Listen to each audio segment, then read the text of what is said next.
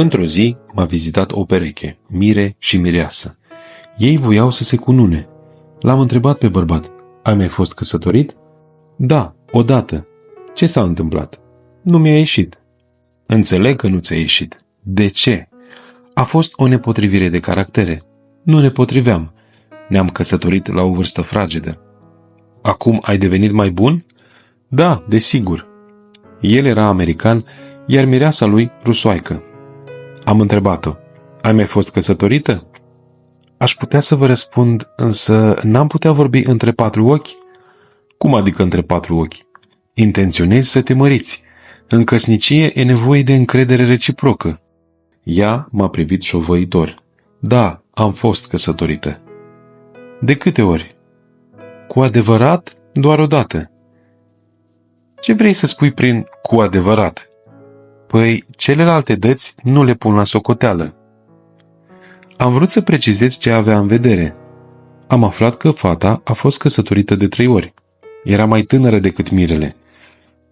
Dar copii ai? Da, însă sunt pe mâini bune, are cine să-i îngrijească. Cineva are grijă de ei? Cum să înțeleg asta? Le poartă de grijă mama mea. Dar sunt copiii tăi, nu ai mamei tale. În cele din urmă le-am spus că nu pot să-i cunun. Bărbatul a fost cuprins de indignare. Sunteți preot, este datoria dumneavoastră să cununați. Conștientizez asta, însă există un dar. Ca să vă cununați, trebuie să duceți un mod de viață creștin. Bine, am să vă cunun peste 1 an, dacă în decursul acestui an vă veți întâlni păstrând curăția. Au plecat fără a se mai întoarce vreodată. Treziți-vă! Cât de multe fapte greșite săvârșim, așteptând un rezultat bun. Așa ceva nu e posibil. Dacă doriți să coaceți o pâine dospită, veți avea nevoie de drojdie, făină, apă și puțină sare. Dacă însă ați amestecat 1 kilogram de făină cu 10 litri de apă și cu doar 1 gram de drojdie, nu va ieși nicio pâine. Și nu deoarece nu ați avut ingredientele necesare, ci pentru că le-ați amestecat în proporție greșită. La fel și viața este alcătuită din anumite componente, pe care însă le orânduim în mod greșit. Trebuie ca baza, partea cea mai importantă a relațiilor noastre, să fie Dumnezeu. Dumnezeu, nu noi. Dar atunci când ne punem pe noi înșine pe primul loc, aducem haos atât în viața celor din jur, cât și în viața noastră. Am să vă povestesc o istorioară despre o pereche, soț și soție, pe care i-am cunoscut în urmă cu mulți ani. Întotdeauna le dau acest exemplu oamenilor care se gândesc la căsătorie. Așadar, într-o zi am plecat la un azil ortodox de bătrâni, unde se afla una dintre enoriașele mele. În vecinătatea ei locuia o familie. Pe hol am întâlnit un bărbat în vârstă care m-a rugat să intru și să stau de vorbă cu el și cu soția lui. L-am întrebat: stați aici amândoi? Bărbatul mi-a răspuns: soția mea s-a îmbolnăvit, nu mai putea să meargă, iar eu sunt prea bătrân și neputincios pentru a avea grijă de ea. De aceea am fost nevoit să o plasez într-un azil de bătrâni și m-am mutat și eu aici. Știți, problema nu este că nu aș putea să am grijă singur de gospodărie. Pur și simplu nu voiam să trăiesc fără ea. Este minunat, i-am spus, că vă iubiți atât de mult. De câți ani sunteți căsătoriți? De 74 de ani, a răspuns el. 74? Da, eu am 100 de ani, iar ea 98. Am fost impresionat. Cum ați reușit să trăiți împreună atât de mult timp? I-am întrebat. O, părinte, am să vă spun că primii 10 ani de viață împreună au fost un adevărat iad. Ne exasperam unul pe celălalt. Bine că nu s-a ajuns la omor. Deja la 1 an după nuntă vroiam să divorțăm. Au venit copiii și grijile legate de ei, facturile neplătite. Seara nu voiam să mă întorc acasă. Nu-mi reușea nimic. Soția se văicărea neîntrerupt. Efectiv m-am dat bătut și eram gata să plec. Singurul lucru care ne ținea împreună erau copiii. Copiii însă creșteau cu nervii zdruncinați, fiindcă erau martorii certurilor noastre interminabile. Abia ce veneam acasă, că și începeam să ne certăm, iar copiii să plângă. Sunt convins că fiecare dintre voi a auzit istorioare asemănătoare. Și iată că acest bătrân a continuat. Sora soției mele a fost o femeie foarte credincioasă. Ea ne-a sfătuit să vorbim cu preotul la care se spovedea și pe care îl respecta. Eu nu voiam să merg, deoarece mă așteptam ca el să fie într-o totul de acord cu soția mea și să mă învinuiască pentru tot pe mine. Apoi însă m-am gândit că nu am nimic de pierdut, iar o asemenea discuție dă totuși o oarecare nădejde. Preotul era un om care îl cunoștea pe Dumnezeu și nu făcea filozofie, ci vedea în oamenii care veneau la el zidirea lui Dumnezeu. El a spus: dacă în căsnicie nu îl veți pune pe Domnul mai presus de orice, familia voastră va pieri. Auzind așa, bărbatul i-a spus preotului același lucru pe care mi l-ați spus mie astăzi. Bine, bine, dați-mi un sfat practic. Cum să fac în așa fel încât Domnul să fie pe primul loc în viața mea? Preotul i-a răspuns foarte simplu.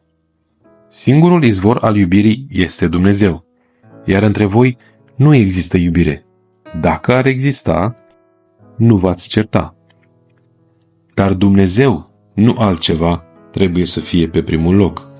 Nu tu, nici soția, ci Dumnezeu. Dumnezeu pe locul întâi. Pe locul al doilea pentru soț trebuie să fie soția lui, iar pentru soție, următorul după Dumnezeu trebuie să fie soțul. Deci pe primul loc la tine trebuie să fie Dumnezeu, pe al doilea loc soția, iar tu însuți abia pe al treilea. Nu pe primul, nu pe al doilea, ci pe al treilea. Oare noi ne clădim relațiile conform acestui principiu? Nu. Ne dorim întotdeauna să fim primii. În cel mai bun caz, pe primul loc mai avem un om, însă niciodată nu ne dorim să fim ultimii. În momentul în care eu și soția mea am înțeles asta, am realizat că părintele avea dreptate, a continuat bătrânelul. Am văzut câte vom avea de schimbat în noi și i-am spus asta părintelui. El ne-a răspuns: va trebui să vă schimbați, altfel vă veți ucide unul pe altul. Ori să vă schimbați, ori să continuați a vă dușmăni reciproc. Deci schimbați-vă, altfel veți distruge viața copiilor voștri. Schimbați-vă sau nu îl veți vedea niciodată pe Dumnezeu. Mulți dintre voi ați trecut prin experiența relațiilor în care lipsește Dumnezeu. Fie că El lipsește din viața copiilor voștri, fie că trăiți cu oameni pe care îi urâți. De ce e așa? Fiindcă în relațiile voastre nu e prezent Dumnezeu și pe primul loc sunteți voi înșivă. Poate mă veți contrazice acum. Ba nu, întotdeauna mă străduiesc să-i ajut pe ceilalți. Oare este așa? Am să vă povestesc despre 4 lucruri care distrug raporturile noastre cu oamenii. Ați vrut să auziți ceva practic? Iată. Deci să presupunem că aveți cu cineva relații apropiate, de căsnicie sau de altfel. Unul dintre cei implicați, sau chiar amândoi, crede că trebuie să-i citească gândurile celălalt, să știe ce simte el și de ce este indispus sau supărat. Iar dacă nu este suficient de perspicace, reacția celui dintâi este aceasta: nu mă iubești. Să așteptăm ca oamenii să ne citească gândurile este primul lucru care distruge relația. Al doilea lucru este așteptarea reciprocității. Dacă fac ceva pentru voi, cred că sunt îndreptățit să aștept același lucru în schimb. Iar dacă voi nu faceți nimic pentru mine, ceva nu e în regulă, sunteți răi și încep să mă irit și să mă enervez. Iată o metodă perfectă pentru a ucide relația. Cea de-a treia metodă este atunci când suntem siguri că toți ne datorează ceva, când credem că ne aparține ceva pe drept. Noi credem că suntem vrednici de iubire și de atitudine prietenoasă. Pretindem: trebuie să mă faci fericit, trebuie să fii sincer cu mine, trebuie să asculți de mine. De ce nu mă bagi în seamă? De ce nu ești atent? Noi chiar credem că le merităm pe toate acestea. Și încă o metodă, ultima. Ea va ucide orice relație mai repede ca un glonț. Este atunci când mereu intervenim, vrem să schimbăm totul, în loc să lăsăm lucrurile să decurgă în mod firesc. Când îi săcăim permanent pe semenii noștri, ne văităm, bombănim, cârtim. Când mereu repetăm același lucru într-un cuvânt, plictisim. Nu știu de ce toate femeile știu să facă asta de minune. De ce relațiile noastre dau greș? Fiindcă noi înșine nu le clădim. Nu suntem gata să murim pentru ele. Nu suntem gata să ne jertfim pe noi înșine de dragul aproapelui. Noi nici nu credem în jertfirea de sine. Am avut un prieten, preot, un om excepțional. Într-o zi discuta cu o tânără familie, încercând să le explice de ce le este atât de greu în căsnicie.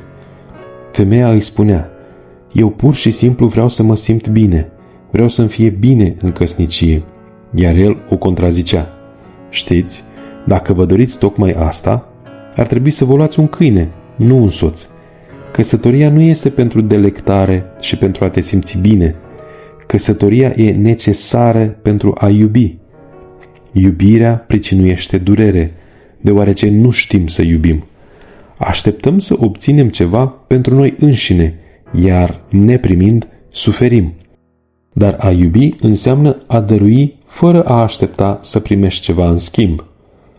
Îmi aduc aminte de o femeie care venise la mănăstirea noastră de la New York. Ea ținea în mână un plic și mi-a explicat că o cunoștință a rugat-o să mi-l transmită mie. Am întrebat-o: dar cum o cheamă? Nu a vrut să-i știți numele.